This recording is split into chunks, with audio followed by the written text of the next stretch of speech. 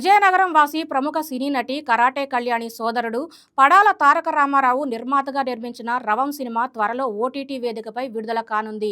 ఈ నేపథ్యంలో విజయనగరం ప్రెస్ క్లబ్లో చిత్ర బృందం మీడియా సమావేశం నిర్వహించింది.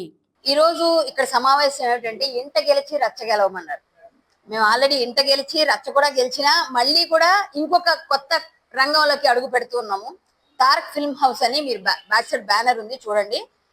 ఎప్పుడైనా చెడు ఉందంటే మంచి కూడా ఉంది, మంచి ఉంటేనే చెడు ఉంటుంది, చెడు ఉంటేనే మంచి ఉంటుంది కదా. ఎందుకంటే దెయ్యం ఉంటే దేవుడు ఉన్నాడు, దేవుడు ఉంటే దెయ్యం ఉంది, ఈ రెండు ఉన్నాయనే ఒక కాన్సెప్ట్ తో దేవుడు గురించి మనం చివరిలో అంత వివరణ ఇస్తూ చాలా అద్భుతమైన కథని నేరేట్ చేశారు రాము గారు, డైరెక్టర్ రాము గారు. దాని మ్యూజిక్ డైరెక్టర్ గా మా తమ్ముడు ప్రాణం పోసాడు రీ రికార్డింగ్ తో. అందుకే ఏ సర్టిఫికేట్ ఇచ్చారు మాకు, ఎందుకంటే చాలా భయపెట్టారని మమ్మల్ని అన్నారు. అక్కడ చిన్నపిల్లలు చూసామో అంటారు ఒకసారి, కాబట్టి భయపెట్టాం. భయాన్ని కొని తెచ్చుకోవడానికి అందరూ సిద్ధంగా ఉన్నారు. దీనికి ఆహా ప్లాట్ఫామ్ ఇప్పుడు మనకు ఓటీటీలో బెస్ట్ ప్లాట్ఫామ్.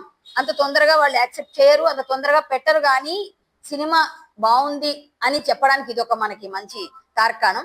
ఆహా వాళ్ళు వెంటనే ఆ సినిమాని రేపు 6వ తారీఖు రేపే ఓటీటీలో ఆహాలో రిలీజ్ చేస్తున్నారండి.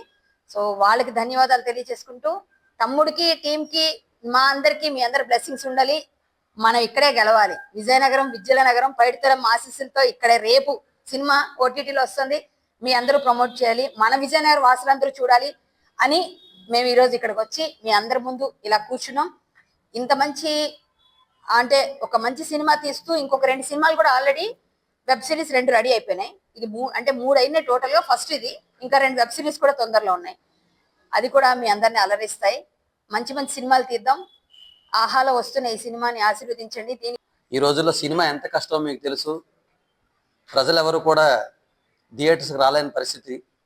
అలాంటి టైంలో మాకు ఈ ప్లాట్ఫామ్ దొరకడం మా అదృష్టంగా భావిస్తున్నాం.